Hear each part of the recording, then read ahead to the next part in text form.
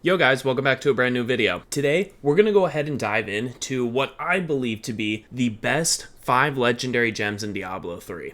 Now, of course, this is my subjective opinion, but I do think that a lot of gems on this list are just objectively better than other gems. As I was making this list, I realized that it was pretty easy to pick out my top 2 or 3, but when it came to the 4th and 5th, there was a lot of competition there. After you've watched this video, I'd be curious to know what your top 5 gems are, but let's go ahead and dive into mine. At number 5, I'm going to go with Bane of the Stricken. With this gem, each successive attack that you make against a single target is going to increase the damage that it takes from you. The nice thing about this gem is that it stacks infinitely. There's a lot of builds in Diablo 3 that wouldn't even be capable of clearing a GR 150 if this gem did not exist. This gem is great for builds that hit really quickly but don't do a large amount of damage per hit. It's also more common to see it in builds that are more focused on AoE damage as opposed to single target. You shouldn't really be using this gem if you're using a slower attack that deals higher damage. It's just going to take too long for the gem to stack up and become useful. One important thing to note about this gem is that it can only stack on one enemy at a time, and it doesn't really explicitly say that in the description. The way that it reads almost leads you to believe that it would be stacking on all enemies that you're hitting around you, but that is not the case. So for that reason, you should only really be using this gem if you're struggling to kill Rift Guardians while pushing higher tiers. The reason that it only comes in at number 5 for me is because it's really not that useful outside of pushing high GRs. But considering that the greatest challenge in Diablo 3 is pushing these high GRs, I think that this does earn its spot in the top 5. Coming in at number 4, we've got Taeguk. Taeguk can stack up to 10 times and increases your damage dealt per stack. At rank 25, it also increases your armor per stack as well. This gem effectively has 100% uptime so long as your build is always channeling. Take for example the Strafe Impale Demon Hunter, the God Demon Hunter, the Whirlwind Barbarian Tempest Rush Monk. Throughout the history of Diablo 3, there have been so many builds that are based on channeling, which is why I rank this gem so high. If we compare it to other powerful gems, let's say like Simplicity Strength,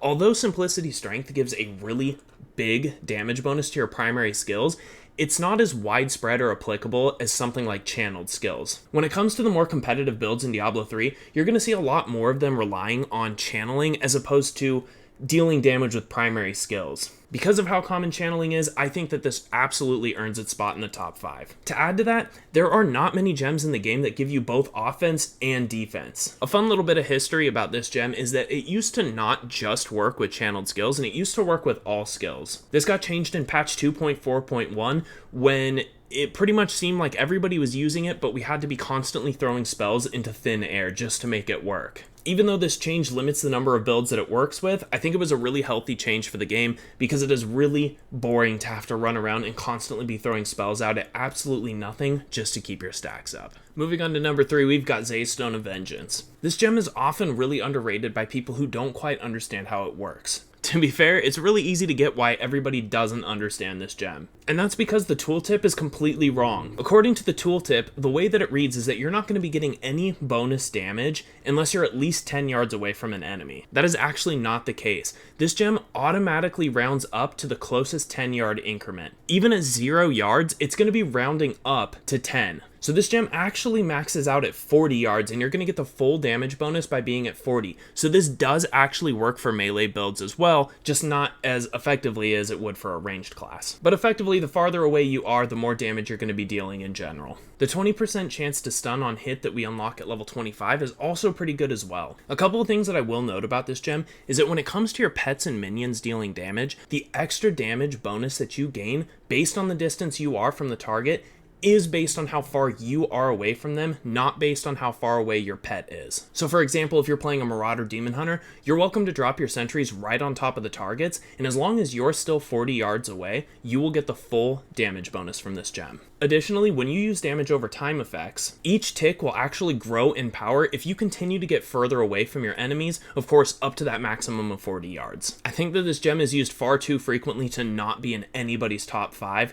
but that's just my opinion, so let me know what you think down below in the comments. Coming in at number 2, I've got Legacy of Dreams. I think that the power of this gem is a little bit dependent on which season we're looking at. But in Season 27, I think it's hard to argue that the Wave of Light Monk is not the best build in the game right now. Considering that that build completely relies on this gem, I think that it's absolutely earned its place in the top 5. It's really nice that this gem exists in the game at all, because if it wasn't for this, non-set based builds would not even be a thing. It is worth noting that you can use set items while using the Legacy of Dreams, you just can't benefit from their set bonus. I'm pretty sure that the most common application of this is using the Blackthorn's pants because they give you a 20% elemental damage bonus, and as long as you're not using any other pieces from that set, and quite frankly you probably shouldn't be, you're going to be doing just fine and you'll still get to benefit from this gem. One really important note that I will make about this gem is that you should not be starting off with the Legacy of Dreams build really early in the season. For this gem to actually make an effective build,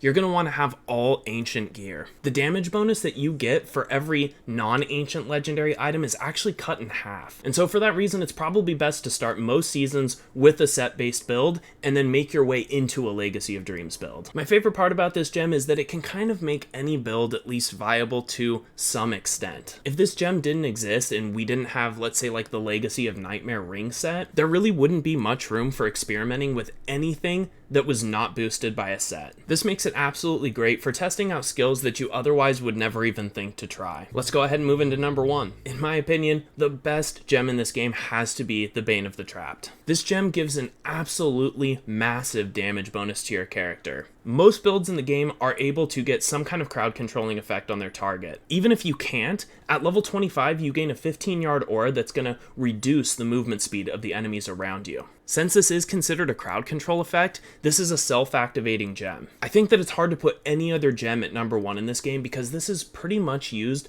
on every single damage build in the game. The only time we really don't see Bane of the Trapped getting used is for support builds. I do want to note a couple of things about this gem though. The first attack that you use that applies the crowd control effect is not going to gain the damage bonus unless they're already under some kind of crowd control effect. For example, if we look at the Demon Hunter's passive for Thrill of the Hunt, enemies hit by our hatred spending abilities are slowed by 80% for 2 seconds. This means that unless they're affected by the aura on the Bane of the Trapped, I'm not going to be getting the damage bonus from the Bane of the Trapped until I've at least hit them and applied this slowing effect first. And I also want to note that monsters that have the Juggernaut affix cannot be affected by crowd control effects. This basically means that enemies that have this affix kind of have a higher effective health pool. Other than those 2 downsides, I think that this gem is absolutely incredible and should be used on just about any damage dealing character. Well guys, I hope that you enjoyed this video. Go ahead and drop a comment down below and let me know what your top 5 best gems are in Diablo 3. Make sure to tune in later this week because we're going to be going over the top 5 worst legendary gems in the game. I actually had a much harder time coming up with my